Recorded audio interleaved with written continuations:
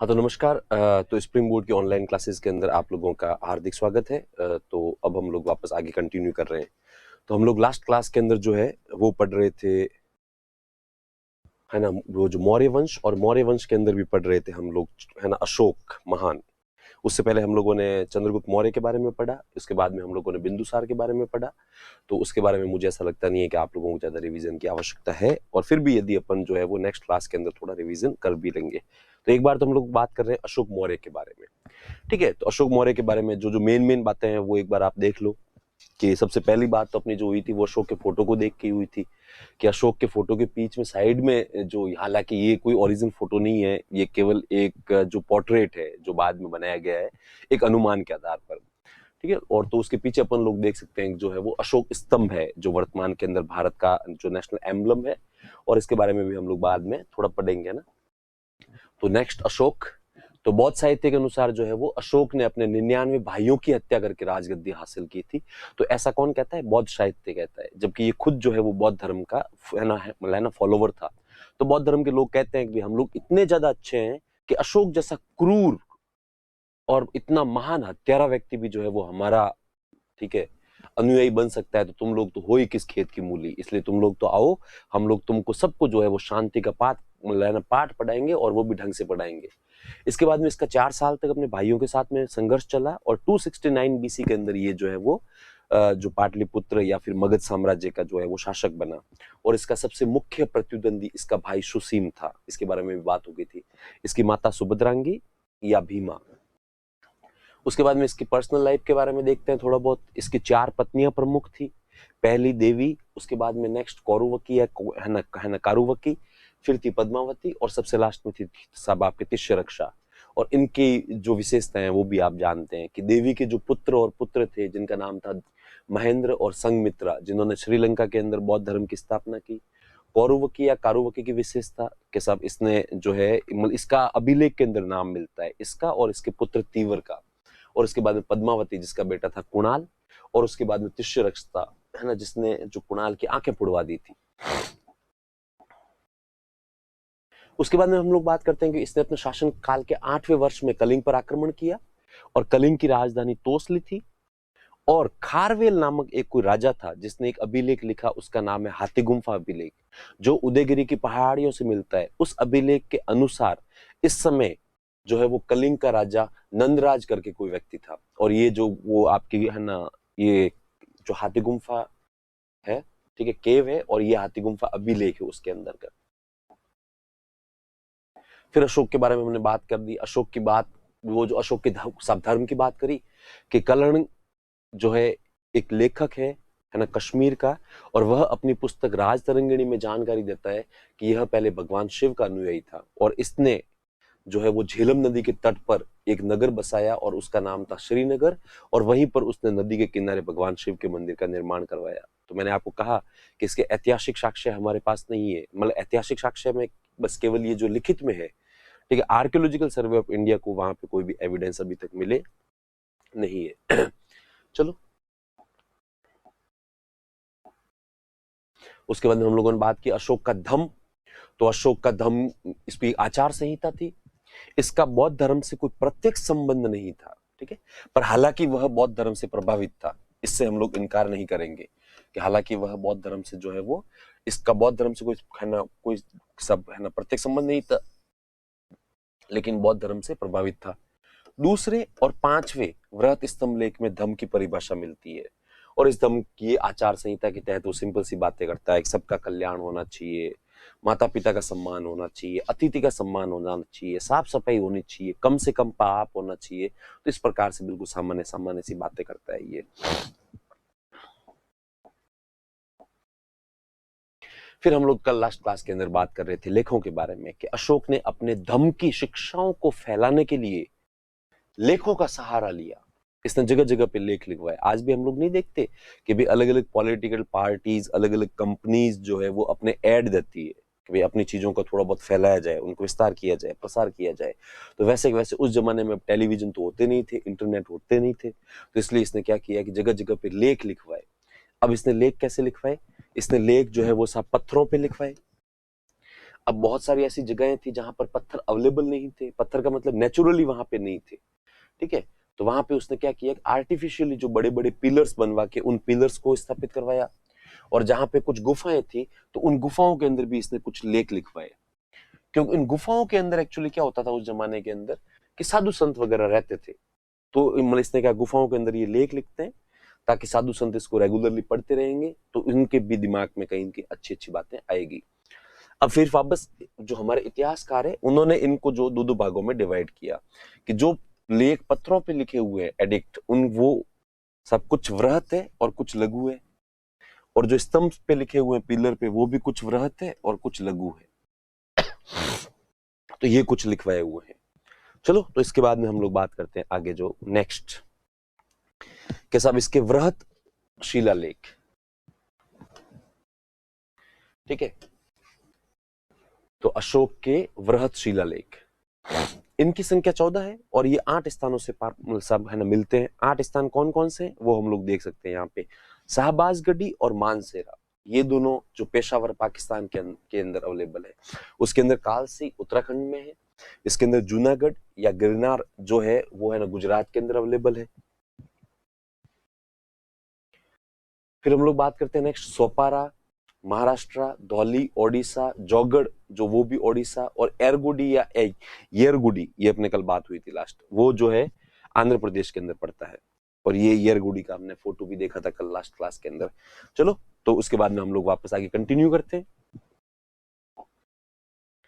पृथक कलिंग है ना प्रज्ञापन, वो भी आपको कल बता दिया था, याद ही होगा आपको कि 13वें अभिलेख के अंदर अशोक जो है वो ठीक है कलिंग आक्रमण का उल्लेख करता है, लेकिन जैसे ही वो वापस उड़ीसा आता है तो उड़ीसा के अंदर जो धौली और जौगढ़ नामक स्थान है वहां पर वह 13वें नंबर जो अभिलेख है उसका टॉपिक चेंज कर देता है। बाकी सब जगह तो लिखा हुआ है, अशोक है ना साफ साफ चेतावनी देता है सबको कि मैं हालांकि आजकल शांति के पथ पर चल रहा हूं, लेकिन मैं वही चंड अशोक हूं जिसने कलिंग युद्ध के अंदर 1 लाख लोगों को मारा था और 1.5 लाख लोगों को है ना युद्धबंदी बनाया था, और उससे पहले मैं है ना चंड अशोक के नाम से है ना जाना जाता था। इसलिए तुम लोग आजकल जैसे मैं शांत प्रवृत्ति का हो रखा हूं, तो है ना तुम लोग ऐसा मानना मत कि मैं बिल्कुल ही सुधर गया हूं। हाँ ठीक है, मैंने मेरा रास्ता थोड़ा चेंज किया है, इसलिए ध्यान रखना यदि तुम में से किसी ने भी मेरे विरुद्ध आवाज उठाने का प्रयास किया तो मैं वापस मेरी पुरानी फॉर्म में आ जाऊंगा। तो इस प्रकार से वो जनता को डराता धमकाता है, चेतावनी देता है। लेकिन उड़ीसा के जो धौली और जौगढ़ है वहां पे वो इसकी लैंग्वेज चेंज कर लेता है। चलो, तो वो तो थे वृहत शिलालेख। उसके बाद में हम लोग करते हैं है ना लघु शिलालेख की बातें। तो वो सब लघु शिलालेख के अंदर ज्यादा ऐसा कुछ है नहीं बातें। लघु शिलालेख के अंदर अशोक की व्यक्तिगत जानकारियां मिलती है। तो है ना लिखें, हेडिंग डालें आप लोग, माइनर रॉक एडिक्ट्स लघु शिलालेख लिखें। इनमें अशोक की व्यक्तिगत जानकारियां मिलती है, इनमें अशोक की व्यक्तिगत जानकारियां मिलती है।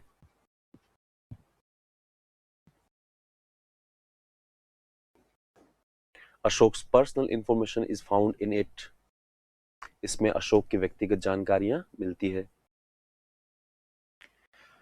अब व्यक्तिगत जानकारियां क्या मिलती है, सिंपल सी है। लिखे मास्क की कुछ अभिलेखों के नाम लिखे आप लोग। मास्क की गुर्जरा अभिलेख,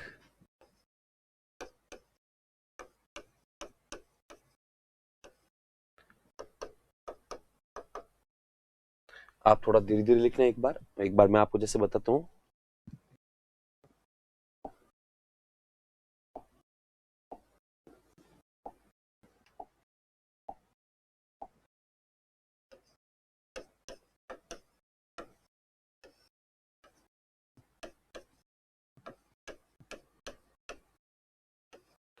मास्क की अभिलेख, गुर्जरा अभिलेख,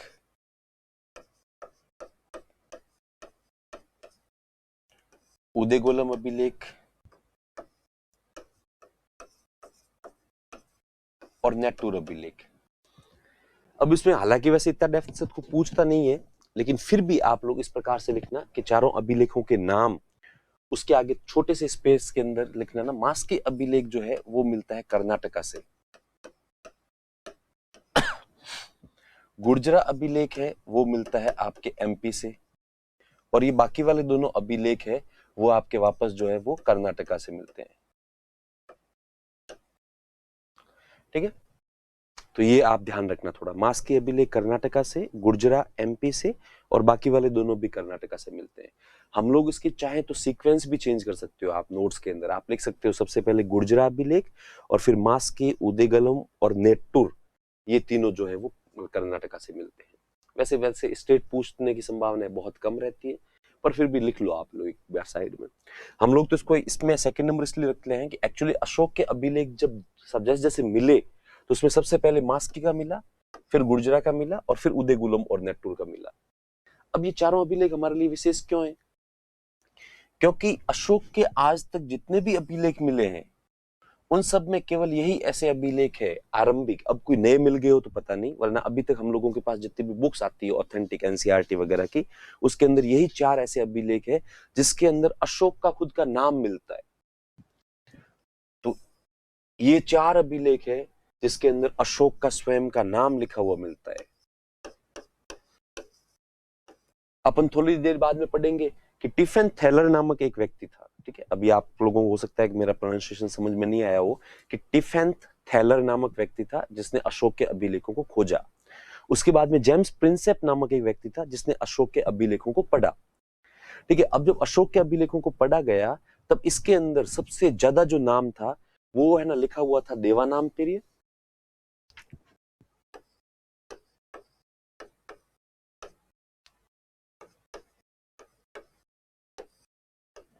देवानाम पीरियड, ठीक है, या देवानाम पेरियदर्शी। तो सब अभिलेखों के अंदर यही नाम लिखा हुआ मिलता था कि ये जो अभिलेख है इसका संबंध देवानाम पीरियस से है या फिर देवानाम पेरियदर्शी से है। तब हमारे इतिहासकारों को ये समझ में नहीं आया कि एक्चुअली देवानाम पेरियदर्शी कौन सा व्यक्ति है। तो सब देखा गया कि ये अभिलेख जो है वो कर्नाटका से लेकर अफगानिस्तान तक मिलते हैं। तब देखा कि जिस किसी भी व्यक्ति का अभिलेख है उसका साम्राज्य इतना बड़ा था।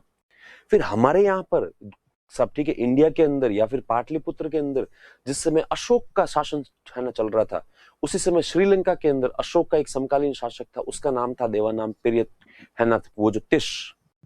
तो फिर लोगों ने कहा क्या ये श्रीलंका का जो शासक है तिश उसके अभिलेख है क्या? तो फिर लोगों ने कहा नहीं यार, तिश अच्छा खासा शासक था पर इतना भी महान नहीं था कि साहब उसने समुद्र को पार किया होगा, उसके बाद में वो तमिलनाडु पोर्ट पे या कहीं पे भी सब उतरा होगा, उसके बाद में उसने पूरे इंडिया को जीत के वो अफगानिस्तान तक चला गया। तो फिर इतिहासकारों ने कहा नहीं यार, इतनी जानकारी कहीं से नहीं मिलती, इसका मतलब वो देवानाम पीरियड तिश अर्थात वो है ना श्रीलंकन रूलर नहीं है, ये कोई न कोई दूसरा ही है। अब इसके बारे में सब वो चल ही रही थी खोज, इन्वेस्टिगेशन वगैरह, और ऐसे में जो है वो मास्की और गुजरा के सब अभिलेख मिलते हैं। सबसे पहले उसके अंदर लिखा हुआ मिलता है साफ साफ कि देवानाम पेरियदर्शी या देवानाम पेरिय अशोक, और कहीं कहीं जानकारी मिलती अशोक मौर्य ने ऐसा किया और वैसा किया। तब इतिहासकारों का अच्छा, हम इतने लंबे समय से ये जो अभिलेखों का संबंध किससे है उसको ढूंढ रहे हैं, अब जाके पता चला है कि इसका संबंध जो है वो अशोक मौर्य से है, जिसके पापा बिंदुसार और दादा जो है वो चंद्रगुप्त मौर्य है। तो इसलिए 4 अभिलेख हमारे लिए महत्वपूर्ण हो जाते हैं। इसमें से चारों में से 3 अभिलेख तो जो है वो केवल कर्नाटका से ही मिलते हैं, तो ये ध्यान रखना आप लोग, है ना।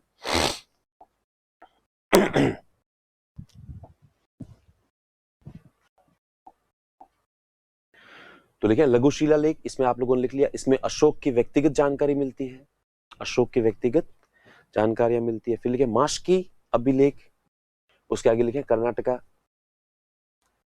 फिर लिखे गुर्जरा अभिलेख, उसके आगे लिखे एमपी। मास्की इंस्क्रिप्शन या edict Karnataka, Gujarra edict MP, Udegolam and Nettur या निट्टूर, उदेगोलम एंड निट्टूर अभिलेख, उनके आगे ब्रैकेट बना के आप लिख लें वापस कर्नाटका। और ये स्टेट लिखने के बाद में इनके आगे एक बड़ा सा जो ब्रैकेट बनाओ, और ब्रैकेट बनाने के बाद में आप इसमें लिख लो in all these 4 edicts real name of Ashoka Ashok Maurya is described, देखिए इनमें अशोक के नाम का उल्लेख मिलता है, या इन अभिलेखों में अशोक के नाम का उल्लेख मिलता है।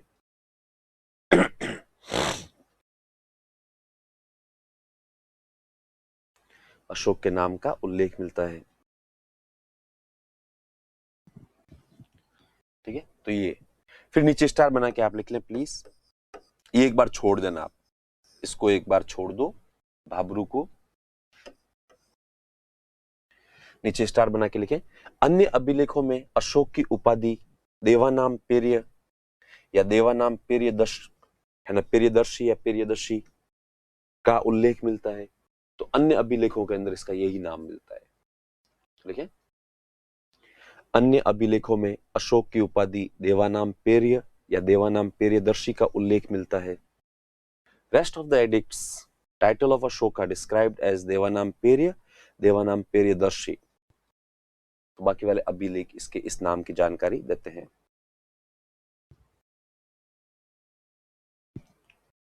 अन्य अभिलेखों में अशोक की उपाधि देवानाम पेर्य और देवानाम पेर्यदर्शी का उल्लेख मिलता है। Rest of the edicts title of Ashoka described as Devanam Priya और देवानाम पेर्यदर्शी। ये लिख लिया। इस स्लाइड के अंदर जो है वो 5वां नंबर थोड़ा ऊपर लिखा हुआ है। टेक्निकली हम 1 2 3 4 ये जो लिखेंगे, उसके बाद में स्टार बनाकर ये जो एक थोड़ा सा हम लोगों को ताकि याद रहे कि 4 अभिलेख इसलिए विशेष है क्योंकि इसमें अशोक का नाम मिलता है और बाकी वाले अभिलेखों के अंदर अशोक की उपाधियां मिलती है, ठीक है।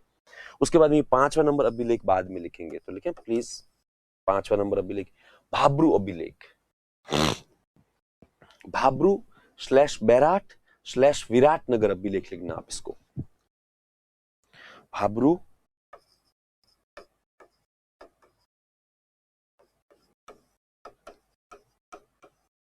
बैराट /विराटनगर अभिलेख।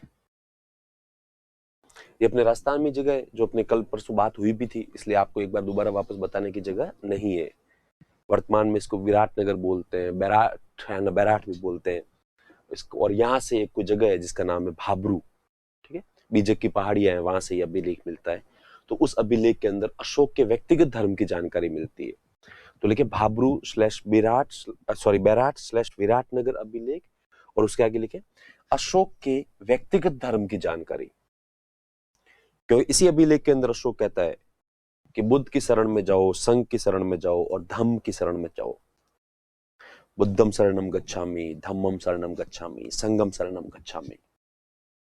तो ये इस अभिलेख से मिलता है। इससे स्पष्ट होता है कि अशोक एक्चुअली बौद्ध धर्म का अनुयायी था, ठीक है। तो लिखे भाब्रू अभिलेख, तो अशोक के व्यक्तिगत धर्म की जानकारी। चलो उसके बाद फटाफट 2-3 नाम लिख लो। और लिखे ब्रह्मगिरी अभिलेख। ब्रह्मगिरी अभिलेख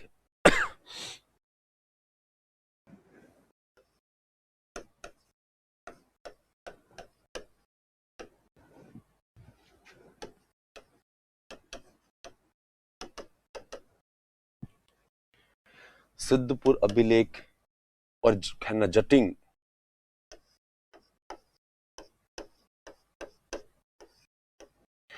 या जटिंगा रामेश्वर, जटिंग रामेश्वर अभिलेख। तो ब्रह्मगिरी अभिलेख, सिद्धपुर अभिलेख और जटिंग रामेश्वर अभिलेख। ये जो जानकारी यहाँ पे स्लाइड के अंदर नीचे लिखी हुई है, ये आप इनके सामने ब्रैकेट बनाकर लिख लें, ठीक है, इधर भी और उधर भी। आपके स्पेयर में खूब सारा स्पेस होगा आगे लिखने के लिए। तो आपने लिख लिया ब्रह्मगिरी अभिलेख, सिद्धपुर अभिलेख और जटिंग रामेश्वर अभिलेख, तो उसके आगे ब्रैकेट में लिख लें उपरोक्त तीनों में धम्म का सार मिलता है।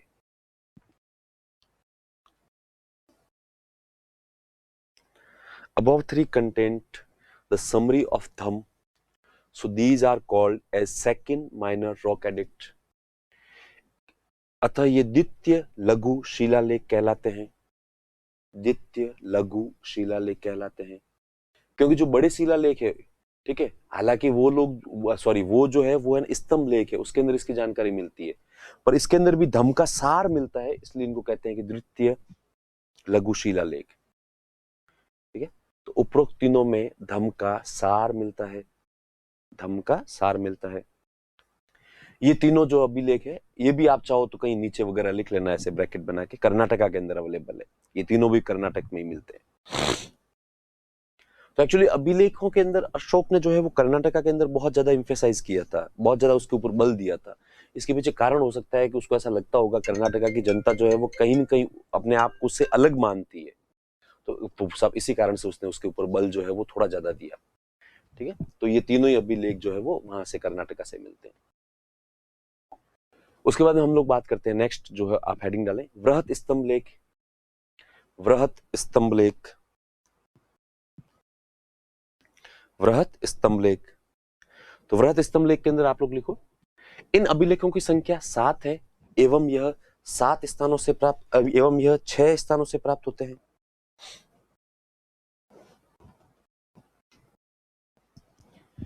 वृहत स्तंभ लेख, मेजर पिलर एडिक्ट। तो इन अभिलेखों की संख्या 7 है एवं यह 6 स्थानों से प्राप्त होते हैं। तो इसके अंदर भी बहुत सिंपल है, 6 जैसे हम लोगों ने कब शिलालेखों को समझा था, वैसे वैसे इनको भी समझते हैं कि 6 पिलर है। ठीक है, 1 2 3 4 5 और ये 6। तो ये 6 पिलर्स है, इन पिलर्स के ऊपर जो है वो कुल मिला के 7 अभिलेख लिखे हुए हैं, मतलब पहला, दूसरा, तीसरा, चौथा, पांचवा, छठा और सातवां। तो इस प्रकार से इनके ऊपर जो है वो 7 अभिलेख लिखे हुए हैं, बाकी और कोई नहीं है। तो इसलिए हम लोग कहते हैं अभिलेखों की संख्या 7 है एवं ये 6 स्थानों से प्राप्त होते हैं। जैसे कि मैंने कल भी कहा था कि ये लाइन बहुत लोगों को जो कंफ्यूज करती है, अच्छे अच्छे लोगों को कंफ्यूज करती है, जबकि अपने कुछ नहीं समझना है। 6 पिलर मिले हैं और उनके ऊपर 7 पॉइंट है, और जिसको हम लोग बोलते हैं अभिलेख। ठीक है, तो वृहत स्तंभ लेख, और फिर लिखे अभिलेखों की संख्या 7 है एवं ये 6 स्थानों से प्राप्त होते हैं। Major pillar edicts, these are 7 major pillar edicts and found from 6 different places। देखिए सबसे पहले प्रयाग प्रशस्ति, प्रयाग प्रशस्ति सबसे प्रसिद्ध जो है वो है प्रयाग प्रशस्ति। वो क्या है? प्रयाग प्रशस्ति। इसके बारे में सुना हुआ होगा आपने, आप लोग जब राजस्थान की हिस्ट्री पर, शायद तक आपको होगी होगी या नहीं भी होगी, तब भी आप जब राजस्थान की हिस्ट्री पढ़ोगे तो उसके अंदर आप लोग प्रयाग प्रशस्ति के बारे में पढ़ते ही पढ़ते हो। तो लेकिन यह मूल रूप से कौशाम्बी में था, प्रयाग प्रशस्ति या Prayag eulogy. It was located earlier in Kaushambi, एक स्थान है जिसका नाम है कौशाम्बी। तो it was located earlier in Kaushambi, यह मूल रूप से कौशाम्बी में थी, या था, सॉरी ठीक है था, ठीक है, यह मूल रूप से कौशाम्बी में था। फिर लिखे अकबर ने इस स्तंभ को प्रयाग में स्थापित करवाया। अकबर प्लेस्ड या एस्टेब्लिश्ड या transferred this pillar in Prayag. Akbar ने इसे प्रयाग में स्थापित करवाया, अकबर ने इसे प्रयाग के अंदर स्थापित करवाया था। तो लिखें प्लीज, यह मूल रूप से कौशाम्बी में स्थित था और अकबर ने इसे प्रयाग में स्थापित करवाया। तो ये जो 6 पिलर है, हम लोग 6 पिलर्स के नाम लिखेंगे, उसमें से जो सबसे पहला जो पिलर है उसका नाम है प्रयाग प्रशस्ति, प्रयाग इयोलॉजी, है ना। तो लिखें अकबर ने इसे प्रयाग में स्थापित करवाया। हाँ, तो आप लोग ध्यान रखें, तो इसका सबसे मेन जो स्थिति है, उसका जो प्रशस्ति है उसका नाम है प्रयाग प्रशस्ति। स्लैश करके आप ये भी जरूर लिख देना कि इसे इलाहाबाद अभिलेख भी कहा जाता है, इलाहाबाद अभिलेख या प्रयाग अभिलेख। हालांकि कुछ किताबें पुरानी वो इसको इलाहाबाद अभिलेख के नाम से भी है ना, वो जो सब है ना संबोधित करती है, पर अभी टेक्निकली वर्तमान में जो है वो इलाहाबाद का नाम ही चेंज हो गया है। तो इसको जो है ना प्रयाग अभिलेख, प्रयाग प्रशस्ति, पर फिर भी ब्रैकेट में लिख के रखना इलाहाबाद अभिलेख जो इसको कहा जाता है। तो ये सबसे मेन है। ठीक है, तो एक बार शॉर्ट में देख लो आप, वृहत स्तंभ लेख, इन अभिलेखों की संख्या 7 है एवं यह 6 स्थानों से प्राप्त होते हैं। तो पहला कहां से प्राप्त होता है? कौशाम्बी से, और जो अकबर ने इसको जो है वो प्रयाग के अंदर स्थापित करवाया था। तो ये हो गया। ठीक है, उसके बाद में लिखे next, major pillar edicts, there are 7 major pillar edicts and found from 6 different places. Prayag Prasasti Eulogy, it was located earlier in Kaushambi and shifted by Akbar in to Prayag. ये इलाहाबाद जो आपका अभिलेख है उसके बारे में इनके आप फोटोज देख लो।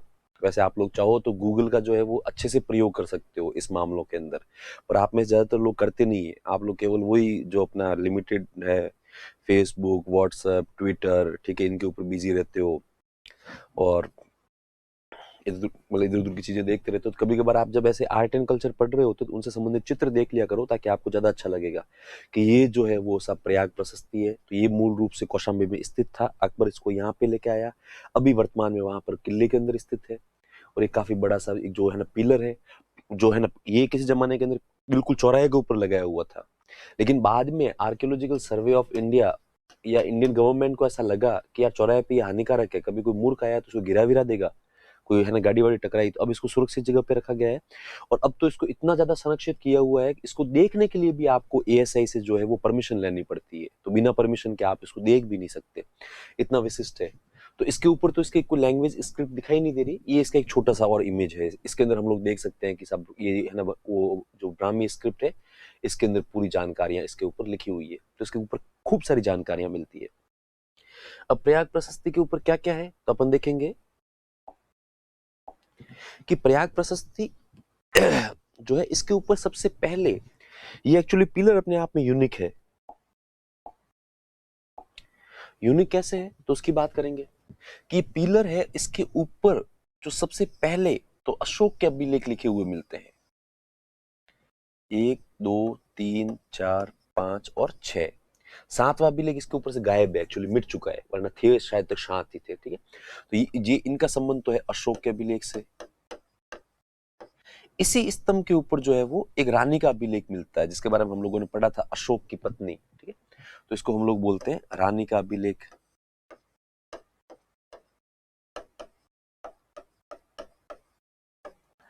इसी के ऊपर क्या हुआ कि बाद में हम लोग पढ़ेंगे गुप्त वंश, और जब गुप्त वंश पढ़ेंगे तो गुप्त वंश के समय एक शासक हुआ था, है ना, जिसका नाम था समुद्रगुप्त।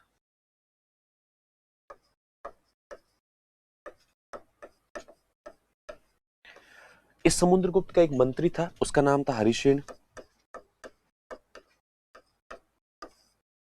तो समुद्रगुप्त के इस मंत्री हरिसेन ने यहाँ पर समुद्रगुप्त की प्रशंसा के अंदर एक पूरी की पूरी प्रशस्ति लिखी है, जिसको हम लोग बोलते हैं इंग्लिश में यूलोजी, EULOGY, यूलोजी, ठीक है।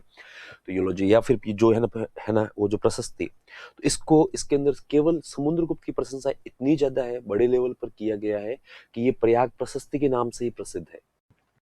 इसके बाद में क्या किया, अकबर ने इसको शिफ्ट करवाया। सब अकबर और अकबर के कुछ लोग जो थे वो कौशाम्बी की तरफ गए होंगे शायद तक, हालांकि ये थोड़ा कंट्रोवर्शियल है, लेकिन फिर भी वो जो ज्यादातर इतिहासकार मानते हैं अकबर ही इसको लेके आया था। तो ये कौशाम्बी की तरफ गए होंगे, उन्होंने इतना अच्छा सा पिलर देखा तो उन लोगों को लगा यार कितना इंप्रेसिव है, तो अपन इसको साथ में लेकर चलते हैं। इस कारण से उन लोगों ने उसको वहां से शिफ्ट सब लेके आए और उसको वहां पे जो इलाहाबाद, जिसका पहले नाम प्रयाग था, तो प्रयाग के अंदर स्थापित करवा दिया। उसके बाद अकबर उसके पास में गया, पिलर के पास में, अकबर ने उसको देखा था, उसके ऊपर खूब सारी चीजें लिखी हुई थी। तो वो अकबर ठहरा अनपढ़ आदमी, ठीक है। अपन जब मिडिवल हिस्ट्री पढ़ेंगे तब हम लोग देखेंगे कि अकबर अनपढ़ था मूल रूप से, अकबर को कुछ आता जाता नहीं था, पढ़ना लिखना नहीं आता था। तो अकबर ने उसको काफी देर तक देखा, अकबर को समझ में नहीं आई कि भाई क्या है।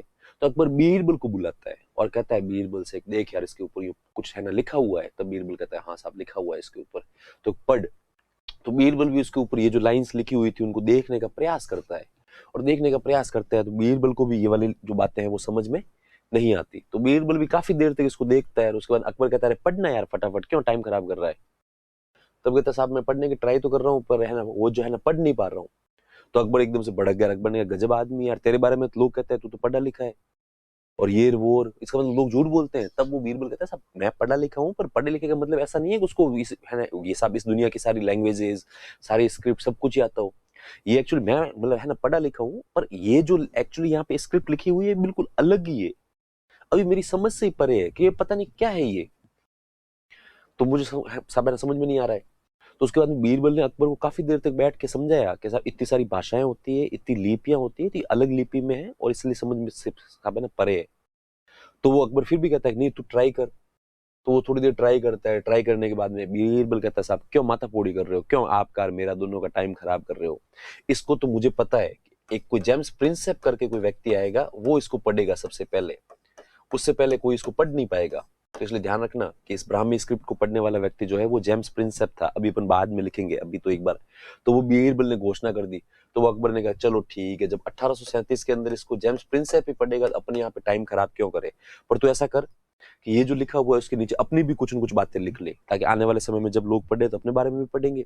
तो कहते हैं इसके नीचे बीरबल ने भी अपनी तरफ से एक लेख लिखा सब इसी पिलर के ऊपर। उसके बाद में हम लोग जब पढ़ेंगे जब मुगल काल तब पढ़ेंगे, है ना, अकबर का एक बेटा था जिसका नाम था सलीम, जो बाद में जहांगीर के नाम से जो है वो, है ना, साहब जो कहते हैं ना बादशाह बना था। ठीक है, तो जहांगीर ने एक्चुअली अपने पापा अकबर के विरुद्ध विद्रोह किए थे 2 बार, तो वो विद्रोह करके दोनों ही बार जो है वो प्रयाग के किले में सब भाग के चला जाता था, प्रयाग/इलाहाबाद भाग के चला जाता था। तो वहां पे वो बार बार धमकियां भेजता था अपने पापा को कि सब मेरा ये विद्रोह है, ऐसे है वैसे है। तो अकबर ने कभी उसके सलीम के विद्रोह को या जहांगीर के विद्रोह को सीरियसली लिया ही नहीं। तो उसके बाद में जहांगीर भी अब यहाँ पे बैठा बैठा क्या करे, तो एक दिन उसको भी यूं दिमाग में आया और वो भी गया और उसने देखा कि ऊपर साहब अशोक का भी लेख था, कहीं न कहीं इतना ऊपर नहीं था, ये मैंने थोड़ा गलत बता दिया है, वो है ना रीडेबल है, पढ़ने लायक है। तो सब अशोक का अभिलेख था, उसके नीचे एक और कोई अभिलेख था, रानी का अभिलेख, उसके नीचे प्रयाग प्रशस्ति थी। ठीक है, तो उसने देखा उसके नीचे बीरबल की तरफ से भी सब कुछ लिखा हुआ है, तो बीरबल वाला उसने पढ़ा, तो उसको लगा चलो अपन भी टाइम पास करते हैं। तो जहांगीर ने भी इसके ऊपर कुछ न कुछ लिख लिया। तो एक ही जो पिलर के ऊपर खूब सारे अभिलेख मिलते हैं। ठीक है, तो इसलिए इसको आप लोग ऐसे करते हैं कि भाई अशोक का अभिलेख, रानी का अभिलेख, समुद्रगुप्त या हरिशेन का अभिलेख, या इसको अपन सिंपली एक्चुअली बोलते हैं प्रयाग प्रशस्ति। फिर इसी के ऊपर जो मिलता है नेक्स्ट है वो है बीरबल, और उसके बाद में इसके भी साइड में नीचे जो है वो जहांगीर का अभिलेख। तो एक ही पिलर के ऊपर इतने सारे लोगों ने अपनी अपनी बातें लिखी है। ठीक है, एक अशोक, दूसरी रानी का, तीसरा समुद्रगुप्त या हरिशेन की प्रयाग प्रशस्ति, 4th नंबर बीरबल और 5th नंबर जो है वो है जहांगीर। तो ये सीक्वेंस आप लोग थोड़ा ध्यान रखना और इसी अनुसार अपन लिखेंगे। आगे की स्लाइड में लिखा हुआ है, पर मुझे ऐसा लगता है कि स्लाइड से अच्छा अपन ऐसे समझते तो अच्छा लगता है। तो लिखें अशोक अभिलेख, प्रयाग प्रशस्ति का वो जो अभी जैसे आपने बनाया था, आप वैसे वैसे बना देना अपने स्पाइरल के अंदर, सिंपली साइड के अंदर।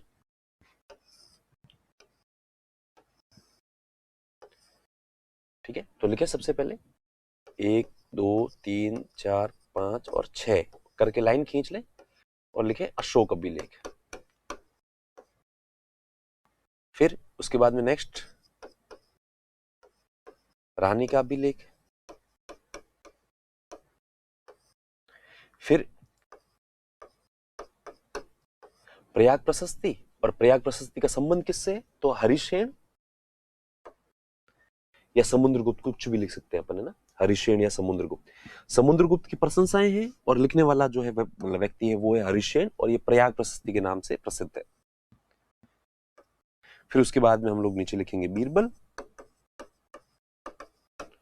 और बीरबल के बाद में हम लोग नीचे लिख देंगे जहांगीर।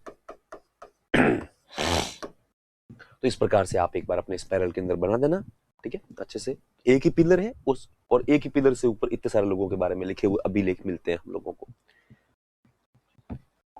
चलो तो आगे बढ़ते हैं। नेक्स्ट सेकंड नंबर जो है वो टोपरा।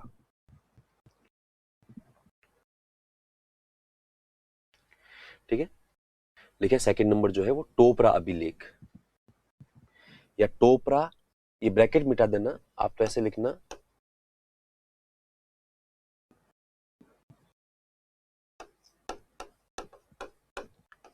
टोपरा दिल्ली स्तंभ, टोपरा दिल्ली स्तंभ।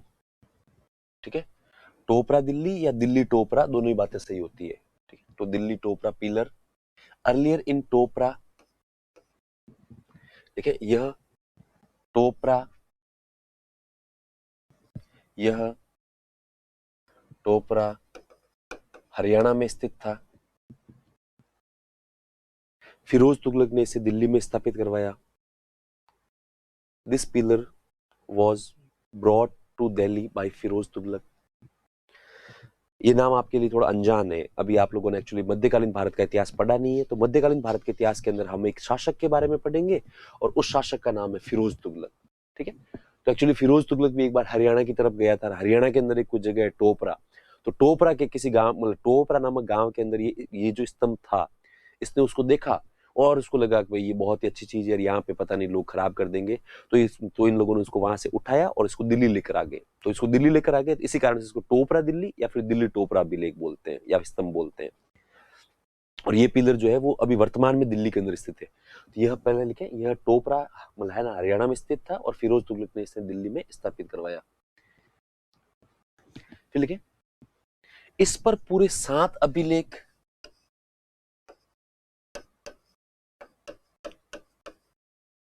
अभिलेख मिलते हैं। हम लोगों ने बात की ना कि सब 6 पिलर है और उनके ऊपर 7 अभिलेख है, पर बाकी वालों के सबके ऊपर जो 7वां है वो या तो मिट चुका है या फिर खराब हो चुका है। ठीक है, मिट गया, खराब हो गया, या फिर वो स्पष्ट दिखाई दे नहीं रहा है। पर टोपरा अभिलेख एकमात्र ऐसा, अरे सॉरी, ये जो टोपरा पिलर है ये एकमात्र ऐसा पिलर है उसके ऊपर 7वां जो है ना अभिलेख भी साफ रूप से दिखाई देता है। तो लिखे, इस पर पूरे 7 अभिलेख मिलते हैं। इस पर पूरे 7 अभिलेख मिलते हैं। देखिए, 7वें अभिलेख में जैन धर्म व आजीवक धर्म की जानकारी मिलती है। जैन धर्म हम लोगों ने पढ़ लिया और आजीवक भी पढ़ लिया। तो एक्चुअली ये जो 7वां अभिलेख है इसके अंदर ये लोग जैन धर्म व आजीवक धर्म की जानकारी करती है। देखिए, ओनली एडिक्ट या pillar where all 7 inscription are found. In the 7th inscription, information about आजीवक and Jain religion found. ठीक है, 7वें अभिलेख में जैन धर्म व आजीवक धर्म की जानकारी मिलती है। 7वें अभिलेख में जैन धर्म व आजीवक धर्म की जानकारी मिलती है। तो ये भी दिल्ली के अंदर स्थित है। आप कभी दिल्ली जाओ तो दिल्ली के अंदर जो आपका है ना, क्या है क्या नाम उसका, पुराना किला, उसके अंदर बिल्कुल एक किसी जगह की पिलर के ऊपर स्थापित करके ये ऐसे खड़ा किया हुआ है और चारों तरफ इसकी फेंसिंग की हुई है, जो बाद में आर्कियोलॉजिकल सर्वे ऑफ इंडिया ने करवाई थी। इसके पीछे एक इंटरेस्टिंग किस्सा है कि ये इस प्रकार की फेंसिंग करवाते क्यों है, इसके पीछे कारण है लोग जाके एक्चुअली क्या है कि ये जो अभिलेख लिखे हुए होते हैं उनके ऊपर लाइन वाइन खींचते रहते हैं। इसके अलावा भी कुछ और है ना, एक आध और बात है, जब अपन मध्यकालीन भारत के इतिहास के अंदर आयरन पिलर पढ़ेंगे, लोह स्तंभ, तब अपन उसके ऊपर डिस्कस करेंगे कि इस प्रकार से फेंसिंग क्यों जरूरी है, कोई इसके पीछे अंधविश्वास है। आज अपन उसके ऊपर बात नहीं करेंगे, ये एक अपने आप में प्रश्न है। चलो ठीक है, तो टोपरा दिल्ली। उसके बाद लिखे नेक्स्ट, मेरठ दिल्ली अभिलेख। सेम दिल्ली वाली, अरे सॉरी, ये जो टोपरा वाली कहानी है कि ये अभिलेख पहले मेरठ यूपी के अंदर स्थित था और फिरोज ने इसको जो है वो दिल्ली में स्थापित करवाया। तो लिखे, मेरठ दिल्ली अभिलेख या स्तंभ है ना, pillar, Delhi Meerut pillar earlier in Meerut and this pillar was also brought to Delhi by Firoz Tughlaq. तो फटाफट लिख लो, मेरठ दिल्ली स्तंभ / अभिलेख मूल रूप से मेरठ में था और फिरोज ने इसे दिल्ली में स्थापित करवाया। ये 3rd नंबर है। ठीक है, ये अपन जब मिडिवल हिस्ट्री पढ़ेंगे तब इसको एक बार और मतलब वहां पे भी लिखवाते हैं हम लोग कि फिरोज शाह तुगलक ने जो टोपरा एवं मेरठ के अशोक के स्तंभों को दिल्ली के अंदर स्थापित करवाया था। तो ये सेम लाइन है। उसके बाद में लिखे नेक्स्ट, लोरिया अर्राज, फटाफट नाम लिख लो, लोरिया नंदनगढ़ और रामपुरवा, ये जो तीनों है ये है ना बिहार के अंदर स्थित है। ये देखो दिल्ली मेरठ अभिलेख भी, अरे सॉरी, दिल्ली मेरठ अभिलेख है, पिलर है, इसका भी एक फोटो लिया है हम लोगों ने यहाँ पे। तो लोरिया अर्राज, लोरिया नंदनगढ़ और रामपुरवा।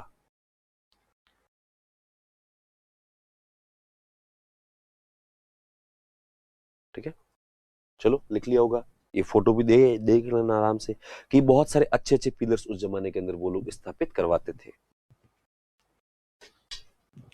इसके बाद में बढ़ते हैं हम लोग आगे। देखें, लघु स्तंभ लेख। लघु स्तंभ लेख लिखे, माइनर पिलर एडिक्ट, लघु स्तंभ लेख लिखे। इसमें अशोक की राजनीतिक घोषणाएं मिलती है। The official / government declaration of Ashoka found in these inscriptions. The official orders / government declaration of Ashok found in these pillars इसमें अशोक की राजनीतिक घोषणाएं मिलती है। लघु स्तंभ लेख, ठीक है। पिलर्स बड़े बड़े हैं, आप ये मत सोचना कि पिलर्स छोटे हैं। पिलर्स तो ये जितना बड़ा पिलर है या फिर ये जितना बड़ा पिलर है, सारे पिलर्स लगभग इसी साइज के हैं।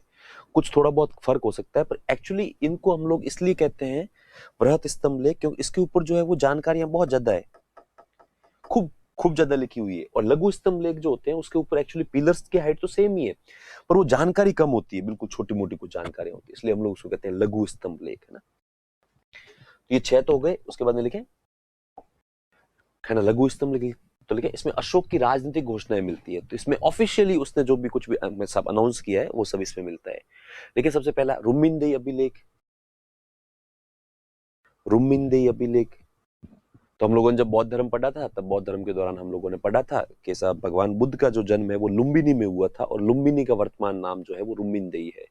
तो इसलिए रुमिनदेई अभिलेख स्लैश लुम्बिनी अभिलेख लिखना आप दोनों, है ना। रुमिनदेई अभिलेख स्लैश लुम्बिनी अभिलेख। फिर इसमें लिखे इसमें मौर्य काल की आर्थिक नीति ब्रैकेट में करें राजस्व नीति की जानकारी मिलती है।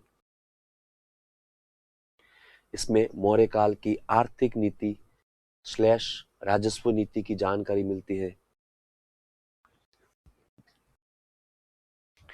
हिस्ट्री के अंदर बस एक केवल समझ का फर्क होना चाहिए। हिस्ट्री के अंदर चीजें आपको पहले से पता होती है, पर एक्चुअली क्या आपके जैसे हम लोग यहाँ पे लिख लेते हैं ना कि इसमें रुमिनदेई अभिलेख के अंदर मौर्य काल के आर्थिक नीति की जानकारी मिलती है। तो वो कई बार है ना ये सब है ना प्रश्न आता है कि क्या ऐसा कोई स्तंभ है जिससे मौर्य काल की है ना राजस्व नीति की जानकारी मिलती है। तब आदमी हड़बड़ा जाता है, क्या राजस्व नीति तो क्या थी। या फिर कई बार अलग अलग शब्दों का प्रयोग करते हैं ये लोग कहते हैं कि आर्थिक गतिविधियां मौर्य काल के अंदर बहुत ज्यादा थी, इसकी जानकारी कौन से सब है ना कौन से अभिलेख से मिलती है। तब आदमी कहता है यार आर्थिक गतिविधियों के बारे में प्रश्न कौन सा ही था। तो वो सब कुछ इससे ही है। तो इसमें देखो दो दो चीजें आपके पहले पड़ी हुई है। पहली चीज मैंने अभी आपको थोड़ी देर पहले बताई कि भगवान बुद्ध का जन्म लुम्बिनी में हुआ था, और लुम्बिनी का वर्तमान नाम जो है वो रुमिनदेई है, और ये नेपाल के अंदर स्थित है। फिर हम लोगों ने अशोक के बारे में पढ़ रहे थे, है ना, तभी हमने पढ़ा कि अशोक बौद्ध धर्म से प्रभावित था, और अपने राज्याभिषेक के 10वें वर्ष के अंदर उसने जो है वो लुम्बिनी की यात्रा की। तो वो सब जब उसने लुम्बिनी की यात्रा की तो वहां पे वो भावुक हो गया बहुत ज्यादा, ठीक है। और उसने वहां पे उस स्थान को देखा, ऐसा कोई पर्टिकुलर स्थान है, हालांकि मैं कभी लुम्बिनी गया हुआ नहीं हूँ, पर वो ऐसे जैसे हर जगह पे होता है कि भाई यहाँ पे इस जगह पे भगवान बुद्ध का जो है वो सब जन्म हुआ था, तो कहते हैं कि भाई भगवान बुद्ध का जन्म हुआ था, लोग वहां पे पूजा वूजा करते हैं। तो अशोक भी वहां पे गया, अशोक वहां पे जो सब जाके भावुक हो गया, उस स्थान की पूजा करी। आसपास के लोग इकट्ठा हो गए, सारे सारे आए गांव के लोग। तो अशोक ने ऐसे ही उनको भाषण दिया। अशोक ने कहा कि यार तुम लोग कितने लकी लोग हो कि है ना तुम लोगों का जन्म भी उसी जगह पे हुआ जहाँ पे भगवान बुद्ध का जन्म हुआ है, जबकि हम जैसे जो लोग हैं वो दूर दूर से इस स्थान का दर्शन करने के लिए आते हैं, जबकि तुम तो इसी स्थान के निवासी हो। तो कहते हैं उसमें से किसी एक व्यक्ति ने कहा कि साहब हम लोग सब लकी कैसे हुए, ठीक है हमारा जन्म यहीं पे हुआ, बाकी हमें ऐसा कुछ एडवांस सब ऐसी कोई सब हम है ना हम लोगों को कोई ऐसी एडवांटेज मिलती नहीं है। तो इस बार अशोक कहता है नहीं नहीं नहीं वो तो मिलेगी यार तुम लोगों को, बिल्कुल कैसे नहीं। तो उसके बाद अशोक एकदम से अपने जो है सब रेवेन्यू ऑफिसर खड़े थे पास में, उनको बुलाता है इधर आओ। एक्चुअली मतलब एक बात बताओ यहाँ पे लैंड रेवेन्यू टैक्स कितना है। तो वो कहते हैं मतलब सब उतना ही है जितना इस पर्टिकुलर इलाके के अंदर है। तो अशोक कहते हैं कितना, तो सब 1/6 है। तो उसने कहा अच्छा अच्छा अच्छा, पर यार इन लोगों को कुछ फायदा मिलना चाहिए, इसलिए ऐसा करो इसको घटा के इसको 1/8 करो, ठीक है।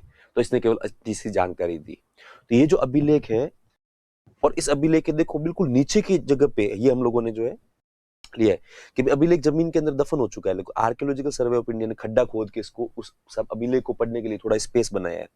तो सबसे नीचे ये जो है ये जानकारी लिखी हुई केवल इस ब्रैकेट के अंदर, ठीक है।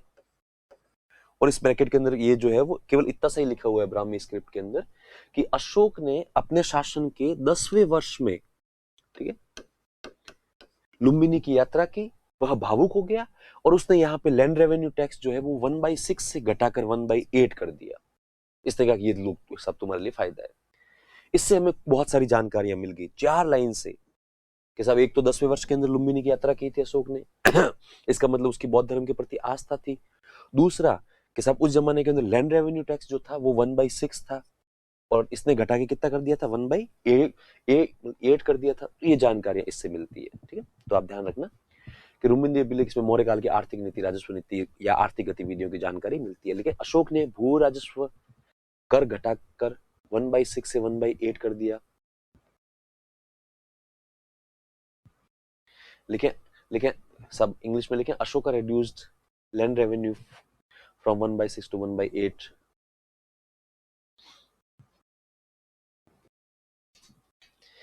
1/6 to 1/8. चलो इतना सही था। उसके बाद में हम लोग बात करते हैं लघु स्तंभ लेख। लघु स्तंभ लेख, सॉरी, लघु स्तंभ की बात कर रहे हैं। एक्चुअली पीपीटी बनाने वाले बार बार इन चीजों को रखते हैं। तो लिखें सेकंड नंबर सारनाथ अभिलेख और थर्ड नंबर सांची अभिलेख। सारनाथ अभिलेख और सांची अभिलेख, इनके अंदर अपन लिखेंगे सारनाथ अभिलेख और इनके आगे ब्रैकेट बना के ये वाली इंफॉर्मेशन लिखेंगे अपन। तो सारनाथ से बहुत सारे लघु स्तंभ सब है ना, वो जो लेख मतलब अभिलेख मिलते हैं कि एक्चुअली सारनाथ और सांची, सारनाथ यूपी में पड़ता है। यदि आपने कभी वाराणसी, बनारस या जो है ना काशी की यात्रा की हो तो उससे बिल्कुल 10-15 किलोमीटर की दूरी के ऊपर सारनाथ है, ठीक है। और सारनाथ के बारे में अपन लोग बाद में बात करेंगे जब स्तूपों की बात करेंगे। तो सारनाथ उस जमाने के अंदर बौद्ध धर्म का केंद्र हुआ करता था और सांची एमपी के अंदर पड़ता है, तो सांची भी उस जमाने के अंदर वो सब बौद्ध धर्म का केंद्र हुआ करता था। अब उस समय बौद्ध धर्म, जो अशोक के समय बौद्ध धर्म बहुत ज्यादा फैल गया था। संघ, भगवान बुद्ध ने किसकी स्थापना की थी? संघ की स्थापना की थी। तो संघ बहुत ज्यादा फैल गया था, बहुत ज्यादा बड़ा हो गया था, संघ के पास में पैसा भी खूब ज्यादा हो गया था। तो अब संघ के अंदर जो जो सब बौद्ध भिक्षु थे वो अलग अलग पोस्ट या अलग अलग सब पदों के लिए आपस में लड़ने झगड़ने लग गए और उनकी विचारधारा अलग हो गई। कोई कहता था मैं इसका प्रमुख हूं, कोई कहता मैं इसका प्रमुख हूं। तो कुछ अच्छे आचार्य एक दिन अशोक के पास में गए, अशोक से कहा कि साहब संघ खतरे में। तो उन्होंने कहा क्यों? कि साहब आजकल एक तो संघ के पास में प्रॉपर्टी बहुत ज्यादा है और आजकल संघ के अंदर भी लोगों के अंदर महत्वाकांक्षाएं बहुत ज्यादा बढ़ गई है। तब अशोक ने कहा कि यार भगवान बुद्ध के अनुयायी हो और भगवान बुद्ध के अनुयायी हो कैसे आपस में लड़ाई झगड़े करते हो, तुम लोगों को अच्छा नहीं लगता, है ना, है ना? तो उन लोगों ने कहा साहब क्या करें, लेकिन कुछ लोग लड़ झगड़ रहे हैं। तो इस कारण से अशोक ने सारनाथ और सांची के अंदर खूब सारे पिलर्स लगवाए और उन पिलर्स के ऊपर ये सारे के सारे बौद्ध भिक्षुओं को वार्निंग देता है, चेतावनी देता है और कहता है कि यदि किसी भी व्यक्ति ने किसी भी कारण से संघ के अंदर फूट डालने का प्रयास किया, संघ को तोड़ने का प्रयास किया, तो मुझसे बुरा कोई नहीं होगा। और मैं उस व्यक्ति के बारे में साफ साफ कह देता हूं कि मैं संघ का बहुत ज्यादा सम्मान करता हूं और जितने भी इस संघ के जितने भी साधु संत है उनका भी सबका सम्मान करता हूं। लेकिन फिर भी वार्निंग क्लियर है कि आप भले साधु हो और संत हो, कुछ भी हो, लेकिन यदि मुझे लगा कि तुम लोग संघ में फूट डाल रहे हो तो मैं तुम लोगों को पकड़कर जेल में डालूंगा, ठीक है। इसके साथ वो एक जानकारियां और देता है और वो साथ ही साथ कहता है कि जेल रहने लायक स्थान नहीं है, जेल बहुत बुरा होता है। तो इससे हमें ये पता लगता है कि भारतीय जेल जो है वो आज भी बहुत ज्यादा खराब है और उस जमाने के अंदर भी बहुत ज्यादा खराब थे।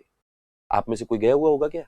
हाँ सर, नहीं, वो आशा करते हैं कि आप में से कोई गया हुआ नहीं हो, पर जेल के अनुभव भी अच्छे होते हैं। पर इस बात से ऐसा मत मान लेना कि मैं कोई गया हुआ हूँ जेल के अंदर, ठीक है, मैंने सुना हुआ है लोगों के मुंह से। तो ये कहता है कि भाई ये है ना साधु संतों को चेतावनी देता है कि यदि किसी ने संघ के अंदर फूट डालने का प्रयास किया तो उसको जेल के अंदर डाल दिया जाएगा। फिर कहता है कि जेल रहने लायक स्थान नहीं होता है और फिर कहता है कि जेल के अंदर सभी व्यक्ति सफेद रंग के वस्त्र पहनते हैं, इसलिए तुम लोगों को भी सफेद रंग के वस्त्र पहनने पड़ेंगे। तो उस जमाने के अंदर जो ये बौद्ध धर्म के जो है ना जो साधु थे वो कभी सफेद रंग के कपड़े पहनते नहीं थे। तो वो अशोक कहता है कि भाई तुम भले ही बौद्ध धर्म के हो लेकिन जेल में जाओगे तो नियम फॉलो करना पड़ेगा और तुम लोगों को सफेद रंग के कपड़े पहनने पड़ेंगे। तो लिखे सारनाथ अभिलेख, सांची अभिलेख, उसके आगे ब्रैकेट के अंदर ये जानकारी लिख लें। देखिए सारनाथ अभिलेख व सांची अभिलेख में या इन अभिलेखों में अशोक बौद्ध धर्म में फूट डालने वालों को चेतावनी देता है और कहता है कि जेल रहने लायक स्थान नहीं है एवं कैदी श्वेत वस्त्र धारण करते हैं, एवं कैदी श्वेत वस्त्र धारण करते हैं, कैदी श्वेत वस्त्र धारण करते हैं। In above two inscriptions, Ashoka gave warning to Buddhist monks and threatened them that in above two inscriptions, Ashoka gave warning to Buddhist monks and threatened them and said that if anyone dare to try to divide Sangh, then he will be punished and imprisoned. And prison is not a perfect place to live, and prisoners wear white colors clothes. ठीक है, सारनाथ अभिलेख व सांची अभिलेख या इन अभिलेखों में अशोक बौद्ध धर्म में फूट डालने वालों को चेतावनी देता है और कहता है कि जेल रहने लायक स्थान नहीं है एवं कैदी श्वेत वस्त्र धारण करते हैं। In above two inscriptions, Ashok gave warning to Buddhist monks and said, if anyone dare to try to divide Sangh, then he will be punished, and prison is not a perfect place to live, and prisoners wear white colors clothes. कैदी सफेद रंग के वस्त्र धारण करते हैं। तो देखो, इससे हमें समानताएं पता लगती है कि कैदी उस जमाने के अंदर भी सफेद रंग के कपड़े पहनते थे, और आज भी कैदी जो हम लोग सब मूवीज के अंदर देखते हैं तो वो लोग जो है वो सफेद रंग के कपड़े पहनते थे। जेल आज भी रहने लायक स्थान नहीं है, और जेल उस समय में भी रहने लायक स्थान नहीं थे। अब आप यूं बोल रहे होंगे, आप यूं सोच रहे होंगे जेल तो रहने लायक स्थान होता है, अरे सॉरी, जेल तो कहना कभी भी रहने लायक स्थान होता ही नहीं है, ऐसा कुछ नहीं है। बहुत सारी कंट्रीज है, वहां की जो जेल्स होती है वो इतनी ज्यादा परफेक्ट होती है कि यदि उनकी तुलना हम लोग हमसे करें तो आदमी यूं वहां पे जेल में रहना ज्यादा पसंद करेगा। तो वो अब तो मैंने, हालांकि वो जो है ना, बहुत लंबे समय से इसके बारे में पढ़ा नहीं है, पर आज से 2 या 3 साल पहले तक जो है नॉर्वे की जेल जो थी वो दुनिया की सबसे टॉप मोस्ट जेल थी, और जो दुनिया की सबसे टॉप मोस्ट जेल है उसके अंदर मेरे हिसाब से केवल 65 या 75 के आसपास सीट्स है।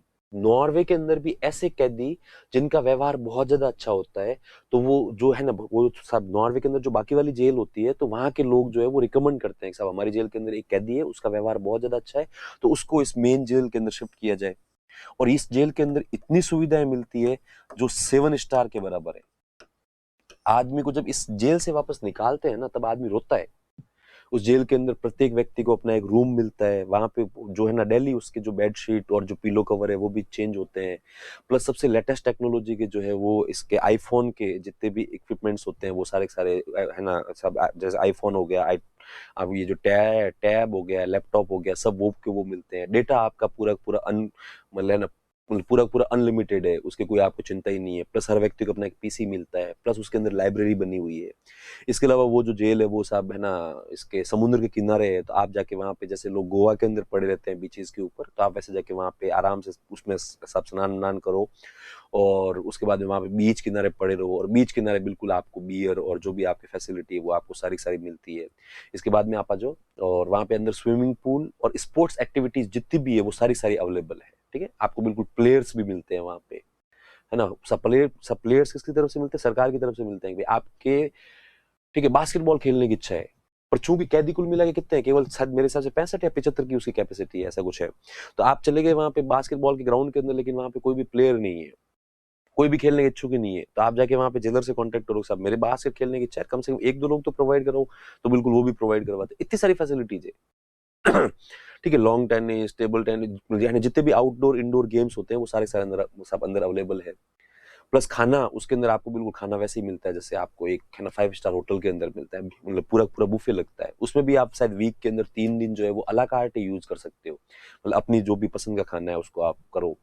प्लस वहां पे गेस्ट हाउस बने हुए होते हैं कि साल के अंदर ऐसा कुछ फिक्स टाइम पीरियड है, 1, 2, 3 बार, वो शायद तक हर व्यक्ति की कंडीशन के ऊपर उनको वो जो है ना सब अलाउ करते हैं कि आपकी फैमिली आपको मिलने के लिए आ सकती है। तो गेस्ट हाउस है ना, बाकायदा कॉटेज होते हैं 1-2 रूम के, और उसके अंदर आपकी फैमिली रहती है, आप फैमिली के साथ में रहो और फैमिली वापस आपकी चली जाती है। तो इतनी शानदार उसकी है वहाँ की वो जो लाइफ स्टाइल है। तो ये नॉर्वे की जेल है। तो अपने यहाँ पे तो ऐसी जेल यदि खोल जाए ना, तो मेरे हिसाब से अपने जितने एक मतलब कितने 140 करोड़ है ना हम लोग है ना, उसमें से बहुत सारे भाग के वहीं जाए, कैसा हमें भी यहीं पे रख लो। अंदर है ना थिएटर है, जो सब है ना वो है ना सिनेमा हॉल है, उसके अंदर सारी रिलीज मूवी लगती है, और आपको जाके केवल अपना स्लॉट बुक करवाना होता है। आप तो जाओ वहां पे और कहो साहब मेरे को ये मूवी देखनी है, तब वो कहेगा कि साहब आपके है ना वो सुबह 12 से 3 तो थिएटर बुक है, हालांकि थिएटर शायद 3 है उसके अंदर, केवल जो 65 लोगों के लिए भी 3 थिएटर लगे हुए हैं। ठीक है, अब उसके अंदर आप अपना स्लॉट बुक करवा दो, साहब इतने बजे से लेकर इतने बजे तक ये वाला है, तो ठीक है, उसके बाद आप ऐसा करो 3 से 6 तक मेरा बुक कर दो, इसमें मैं आके ये मूवी देखूंगा। तो वहां पे एक स्लाइड चलती रहती है 3 से 6 के अंदर इस महान जो है ये जो है ना, ये जो क्या बोलते हैं है ना सज्जन पुरुष है, इन्होंने साहब राधे मूवी का टिकट बुक किया हुआ है, तो वो ये आके राधे मूवी देखेंगे। तो वो बाकी वाले सिर फोड़ेंगे कि ले साहब 3 से 6 तो राधे देखेंगे, ये भगवान मार दिया अब तो खैर ये बहुत ही अच्छी जेल है यहाँ की। उसके अलावा 2nd नंबर जेल जो है वो शायद तक मतलब ऑस्ट्रेलिया में है। और आपके भी कभी जेल में जाने का वैसे अनुभव प्राप्त करना हो तो मैं आपको मैं आपको बता दूं कि आजकल अंतर्राष्ट्रीय लेवल पर ये एक नया कॉन्सेप्ट आया है, लोग प्राइवेट जेल खोल रहे हैं। इंडिया के अंदर भी एक जेल है, शायद तक आंध्र प्रदेश के अंदर पहली जेल खुली है कि ये किसी ज़माने में अंग्रेज़ों के ज़माने के अंदर एक स्कूल था और वो बहुत ही ऐसे ही खतरनाक तरीके से बना हुआ था और बाद में इसको थोड़े टाइम के लिए कोई है ना सरकारी ऑफ़िस के रूप में यूज़ किया, बाद में ये खाली पड़ा था। तो किसी व्यक्ति ने उसको लीज़ पे लिया है और लीज़ पे लेके उसको जेल के रूप में उसको है ना सब कन्वर्ट किया है। तो वो अब है ना जेल है। आप वहाँ पे जा सकते हो। उसके अंदर जब स्टार्टिंग हुई थी तब तो मेरे हिसाब से पर डे के ₹500 चार्जेस थे। अब शायद तक बढ़ा दिए होंगे ना, शायद तक 1000-1500 कर दिए। तो आपको यूँ लगता है कि भई अपने को 2 या 3 दिन तक जेल में रहना है तो वहाँ पे जाके आप अनुभव प्राप्त कर सकते हो। तो बहुत अच्छे खासे अनुभव प्राप्त होते हैं तो आपको वहाँ पे और आदमी कभी-कभार वैसे है ना जाना भी चाहिए। तो मेरा तो एक कोई साउथ इंडिया का दोस्त है तो उसने एक बार बताया मुझे कि यार वो जेल के बारे में हालाँकि मेरे पढ़ा हुआ था। उसने कहा कि यार वहाँ वहाँ पे बहुत अजीब है। आप जाओगे तो आपको बिल्कुल रिसेप्शन पे वैसे हैंडल करेंगे जैसे आप कस्टमर हो और आप बिल्कुल कस्टमर होते हो तो आपको बिल्कुल सर, सर, सर उसके बाद में आपको एक फॉर्म देंगे और कहेंगे सर आप कितने दिन का आपका स्टे रहेगा? तब अपन कहेंगे मैं 7 दिन। तो कहते हैं सर सोच लो, एक बार आपने इस फॉर्म को साइन कर लिया उसके बाद में फिर आप निकल नहीं सकते। लीगल है, ये तो है ना प्रोसेस है। तब आदमी कहता है चलो ठीक है 3 दिन। लेकिन वहाँ पे आदमी क्या होता है ना अपन बहुत भावुक लोग हैं। अपन ये बार-बार जब पैसा खर्च करते हैं तो बार-बार कहते हैं कि यार मैं मतलब इतने रुपए दूँगा तो मुझे क्या वाक़ई में अनुभव होगा? तो वो कहेंगे बिल्कुल, बिल्कुल अनुभव होगा सर आप चिंता ही मत करो। आपको सारे अनुभव प्राप्त होंगे जो जेल के अंदर होते हैं। तो आदमी बार-बार कहता है देख मैं पैसा दे रहा हूँ और मेरा पैसा वेस्ट नहीं होना चाहिए। मुझे वास्तव में अनुभव होने चाहिए। तो वो कहता है सर आप चिंता मत करो आपको वास्तव में अनुभव होंगे। तो आपको एकदम सर-सर करके खूब लंबी-चौड़ी बातें करेंगे। फिर कहेंगे सर आप पक्का डन आपने डिसाइड कर लिया 3 दिन के लिए आप जेल में रहोगे? तो आदमी कहता है हाँ, पर मुझे वास्तव में अनुभव होना चाहिए। आदमी कहता है बिल्कुल सर आप तो साइन करो और पैसे डिपॉज़िट करो। और पैसे डिपॉज़िट करने के बाद में और बोले पैसे बोले बाद में पहले को नहीं है। आपने जैसे ही फॉर्म साइन किया, पूरा पढ़ के टर्म्स एंड कंडीशंस पढ़ के आपने कहा चलो ठीक है मैं इन सबको एक्सेप्ट करता हूँ और आपका साइन खत्म और साइन खत्म होते ही जो आगे आदमी बैठा जो इतनी देर आपसे सर-सर करके बात कर रहा था, वो एक मारता है थोबड़े के ऊपर और आपको ये थोबड़ा पूरा जल्ला जाता है। आदमी कहता है ऐसे कैसे मार दिया? तो उठ साले भड़वे कुत्ते कहीं के और वो गालियाँ बोल आदमी कहता है मुझसे ऐसे कैसे बात कर रहा है? तो कैदियों से तो ऐसी बातें होती है तो और कैसे होगी? और फिर वो आपको उठा के 2 एक लातें मारते तो आदमी को लगता है ले यार मैंने उसको कुछ ज़्यादा ही कह दिया वास्तव अनुभव प्राप्त होना चाहिए तो ये तो वास्तव हो रही है। फिर वो 2 कांस्टेबल आते हैं आपको खींच-तान के लेके जाते हैं, थप्पड़े मारते-मारते अंदर धक्का मारते हैं और वो जेल के अंदर आपको जाते ही फिर जेल के अंदर जैसे गुंडे सब मवाली होते हैं वैसे होते हैं, वो आपको टॉर्चर करते हैं, सब कुछ होता है। तब आदमी रोता है प्लीज़ मेरे को बाहर निकाल दो। तब वो वहाँ के लोग फॉर्म दिखाते हैं कि नहीं सर आपने साइन कर दिया एक बार, अब तो आप यहीं रहोगे ऐसे ही। तो चलो इसके बारे में और भी अपन कभी बात करेंगे। तो सारनाथ और सांची अभी फिर लिखे नेक्स्ट गुहा लेक। गुहा लेक तो गुहा लेकों के नाम लिख लीजिए आप कर्ण चौपड़, सुदामा और विश्व झोंपड़ी।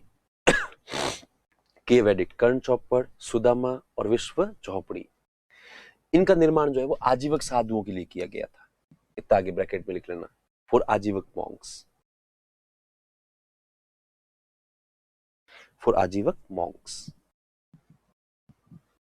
चलो तो इसी के साथ ही जो है हमारे अभिलेखों वाला जो कॉन्सेप्ट है वो अरे सॉरी जो ये टॉपिक था वो समाप्त होता है। तो आज के लिए इतना ही, आगे मिलेंगे हम लोग कल की क्लास में। चलिए ठीक है, नमस्कार, नमस्ते।